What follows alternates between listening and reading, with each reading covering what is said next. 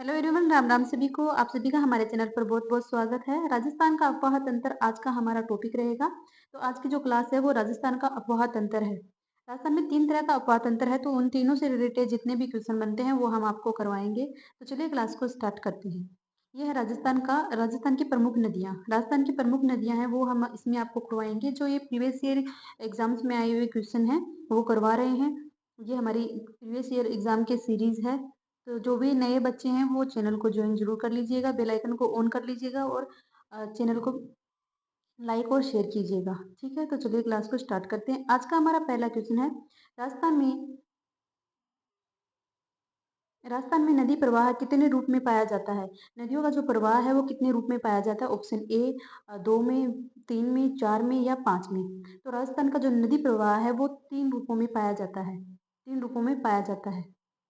Question के साथ साथ हम इसकी थ्योरी है वो भी करवाएंगे साथ साथ में, ताकि आपका जो कंफ्यूजन है वो भी दूर होता रहे। पहला आता है इसमें बंगाल की खाड़ी तंत्र। जो इसका अफवाह तंत्र है, राजस्थान का जो अफवाह तंत्र है वो तीन तीन प्रकार का है। 3 प्रकार का अफवाह तंत्र है। तो जिनमें से आपका पहला आता है बंगाल की खाड़ी तंत्र। बंगाल की खाड़ी तंत्र है ये तंत्र आपके लगभग 24 भाग पर फैला हुआ है। 24 भाग पर फैला हुआ है ये। 24% भाग पर फैला हुआ है। तो इसमें अरावली पर्वत से पूर्व दिशा में बहने वाली जो अरावली पर्वतमाला है उसके पूर्व दिशा में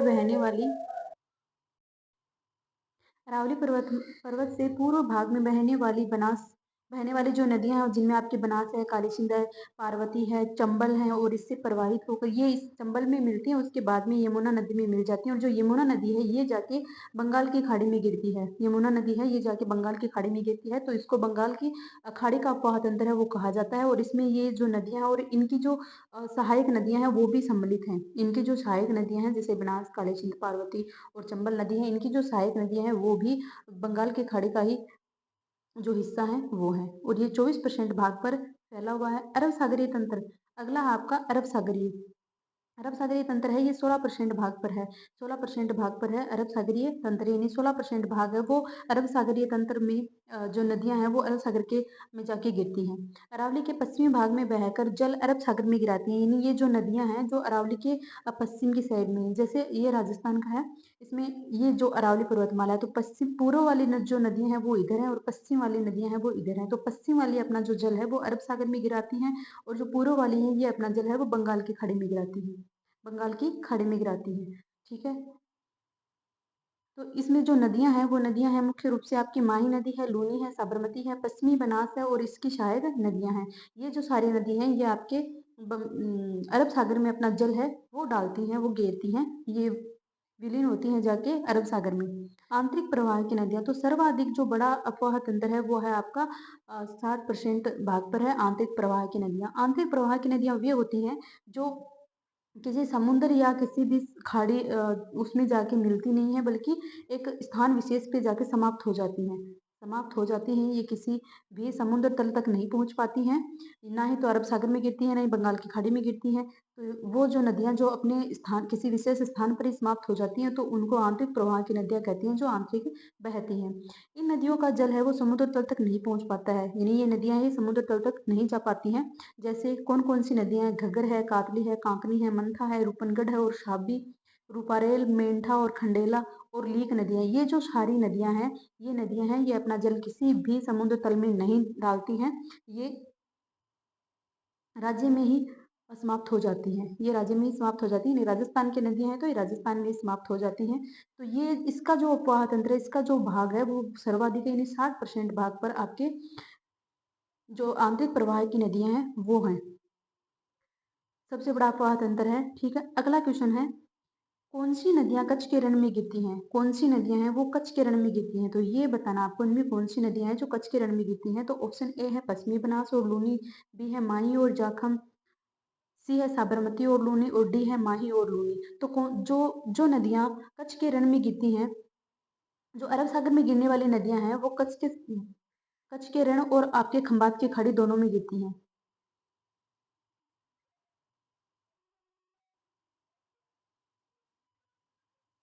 जो जो नदियां हैं आपकी अरब सागर में जो नदियां गिरती हैं अरब सागर की जो नदियाँ हैं वो 2 जगह गिरती हैं, एक आपके कच्छ के रण में गिरती हैं और दूसरी आपकी खंबात की खाड़ी में गिरती हैं, खंबात की खाड़ी में गिरती हैं। तो कौन-कौन सी नदियाँ हैं जो खंबात की कच्छ के रण में गिरती हैं? तो पश्चिमी बनास और जो लूनी नदी है ये कच्छ के रण में ही समाप्त हो जाती हैं और आपकी माही और साबरमती नदी है, माही और साबरमती नदी है, ये नदियाँ आपके जो खंबात की खाड़ी है उसमें गिरती हैं। देखिए कच्छ के रण में गिरने वाली नदियाँ हैं आपकी पश्चिमी बनास और लूनी और खंबात की खाड़ी में गिरने वाली नदियाँ हैं साबरमती और माही। ये आपको याद रखना है। अगला क्वेश्चन है अंतः प्रवाही नदी है। इनमें से अंतः प्रवाही नदी है जो आंतरिक प्रवाह की नदी है, तो माही, बनास, कातली, गंभीरी। तो कातली नदी है ये आपके अंतः प्रवाह की नदी है। बाकी ये जो है ये अरब सागरीय और बंगाल की खाड़ी की नदियाँ। निम्न में से कौन सी नदी बंगाल की खाड़ी तंत्र से संबंधित है? बंगाल की खाड़ी तंत्र से कौन सी नदी है वो संबंधित है? जाखम है, चंबल है, माही है, साबरमती है। तो चंबल नदी है ये बंगाल की खाड़ी में जाती है, यानी कि ये यमुना नदी में मिल जाती है और जो यमुना नदी है वो जाके बंगाल की खाड़ी में गिरती है। तो इसका जो जल है वो यमुना बंगाल बंगाल की खाड़ी में गिरता है। तो चंबल नदी है ये आपके बंगाल की खाड़ी का तंत्र तंत्र का हिस्सा हो गई। अगली क्वेश्चन है कौन सी नदी अरब सागरीय तंत्र का भाग नहीं है? अरब सागरीय तंत्र का भाग नहीं है, यानी जो 3 नदियाँ हैं वो अरब सागर में गिरती हैं और एक नदी है वो अरब सागर में नहीं गिरती है। तो बनास है, साबरमती है, माही है या पश्चिमी बनास है। अब तक जितना मैंने पढ़ाया है आप हर क्वेश्चन का आंसर है वो आराम से देख सकते हैं। तो बनास नदी है ये आपके बंगाल की खाड़ी का हिस्सा है। बनास नदी है बंगाल की खाड़ी का हिस्सा है। बाकी ये तीनों नदियाँ हैं ये अरब सागर का हिस्सा है। राजस्थान में खारी नाम से 2 नदी हैं। राजस्थान में खारी नाम से 2 नदी हैं, एक अरब सागर तंत्र का भाग है और दूसरी बंगाल की खाड़ी का भाग है। तो ये आपको याद रखना होगा कि जो खारी नदी है वो 2 जो नदियों के नाम है खारी। तो एक आपके अरब सागरीय तंत्र में गिरती है, दूसरी आपकी बंगाल की खाड़ी के तंत्र में गिरती है। ठीक है, तो आसिंद विजयनगर हुरडा स्थलों से निकट से कौन सी नदी निकलती है? आसिंद विजयनगर और हुरडा स्थलों के निकट से कौन सी नदी है वो निकलती है? कोठारी है, खारी है, बेडच है और बनास है। कोठारी है, खारी है, बेडच है और बनास है। इनमें से आसिंद से कौन सी जो नदी है वो निकलती है? तो इसका आंसर हो जाएगा,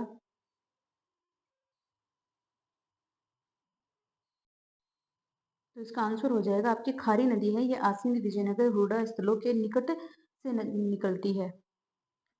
बेडज नदी है ये उदयपुर में गोगुंदा की पहाड़ियों से निकलती है। जो बेडज नदी है ये गोगुंदा की पहाड़ियों से निकलती है उदयपुर से। यह नदी उदय सागर झील में गिरने से पूर्व आयड नदी होती है, बाद में इसका नाम बदलकर बेडज हो जाता है। यानी आयड और बेडज एक ही नदी है, लेकिन जो उदय सागर झील है उदयपुर में उस झील में गिरने से पहले यह नदी है वो आयड नदी होती है और उसके बाद में जब यह नदी निकलती है तो ये बेडज हो जाती है। बनास नदी है ये खमनोर की पहाड़ियों से निकलती है। बनास नदी है ये खमनोर की पहाड़ियों से निकलती है। तो जो भी नदी है उनके जो उद्गम स्थल हैं वो भी आपको याद रखना जरूरी है, क्योंकि एग्जाम्स में इनसे बहुत ही क्वेश्चन है वो पूछे जाते हैं। लूनी नदी है ये नाग पहाड़ के अजमेर के नाग पहाड़ से निकलती है।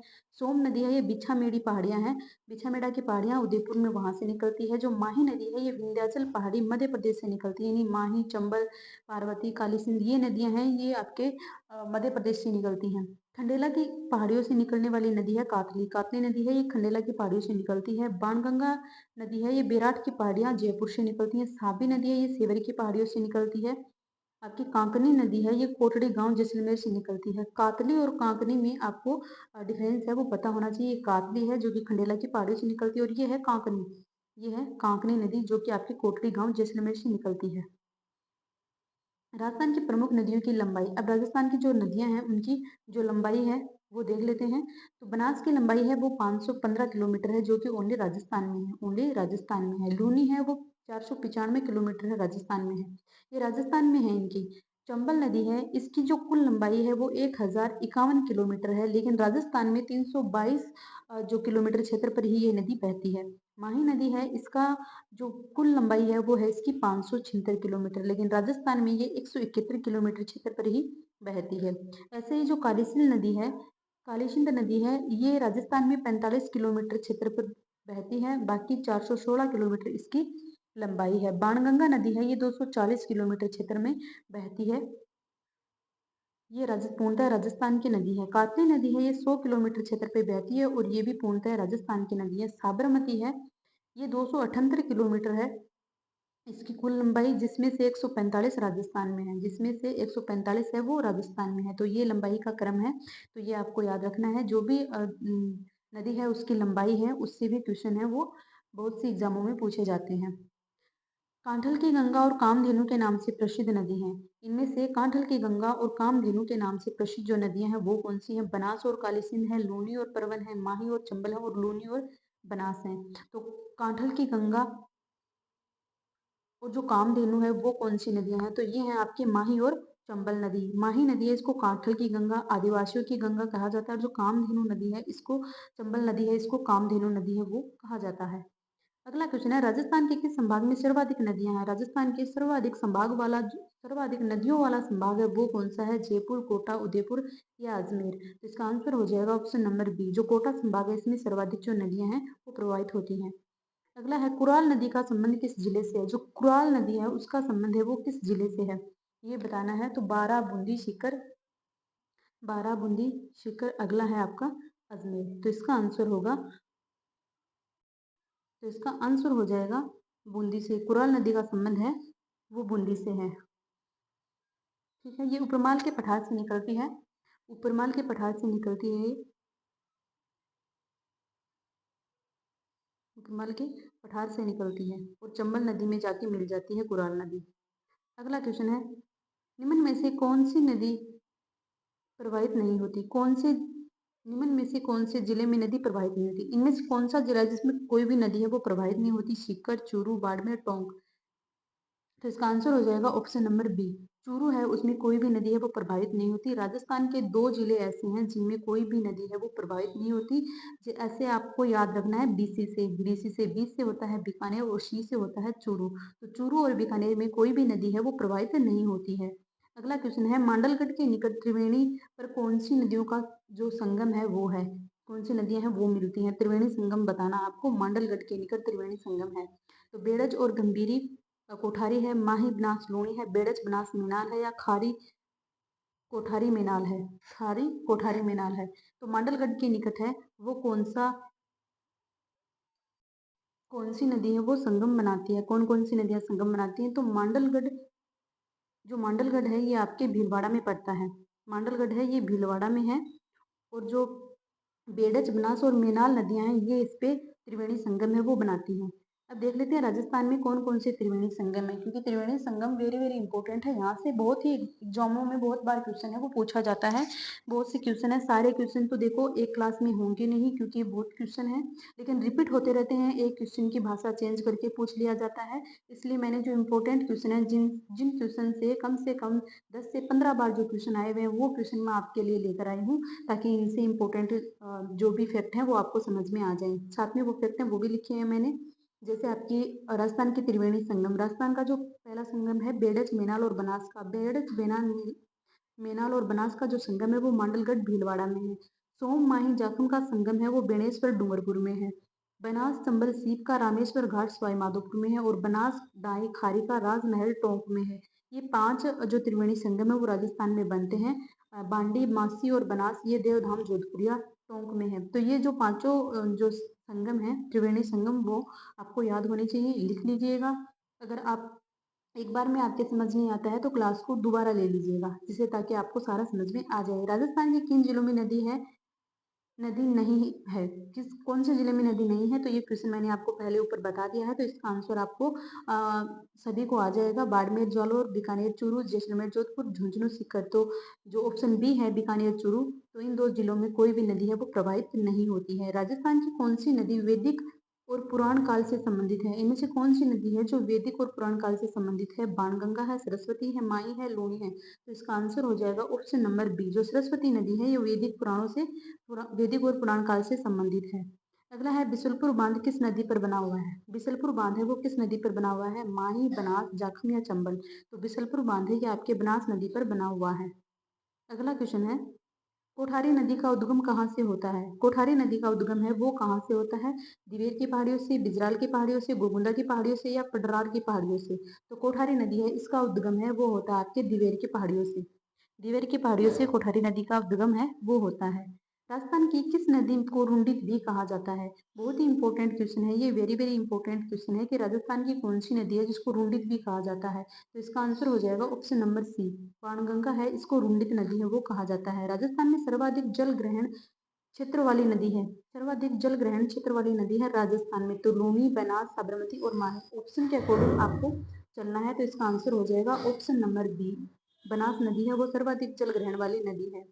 कौन सी नदी राजस्थान में सबसे बड़ा बेसिन क्षेत्र बनाती है? सबसे बड़ा बेसिन क्षेत्र है वो कौन सी नदी बनाती है? तो आपके ऑप्शन है option number A, Banas, Chambal, Luni और माही। तो लूनी नदी है वो सबसे बड़ा बेसिन है, क्षेत्र है वो बनाती है। अगला क्वेश्चन है, किस नदी को उगटन नदी के नाम से जाना जाता है? किस नदी को उगटन नदी के नाम से जाना जाता है? कामधेनु, उगटन, बाणगंगा, इसकी अर्जुन की गंगा, ऐसे जिनके उपनाम हैं वो आपको सभी याद होने चाहिए। तो उगटन नदी है वो गंभीर नदी को कहते हैं, कामधेनु है वो आपके कामधेनु है वो आपके चंबल नदी को कहते हैं, अर्जुन की गंगा, अर्जुन की गंगा बाणगंगा को कहते हैं, अर्जुन की गंगा है वो बाणगंगा को कहते हैं, कांठल की गंगा माही नदी को कहते हैं, कांठल की गंगा, आदिवासियों की गंगा भी माही नदी को कहते हैं। बनास नदी जहाँ से निकलती है वह स्थल कहलाता है। बनास नदी है जहाँ से निकलती है वो स्थल क्या कहलाता है? नाग पहाड़, भैरव का मठ, मीठा या जाना पाव।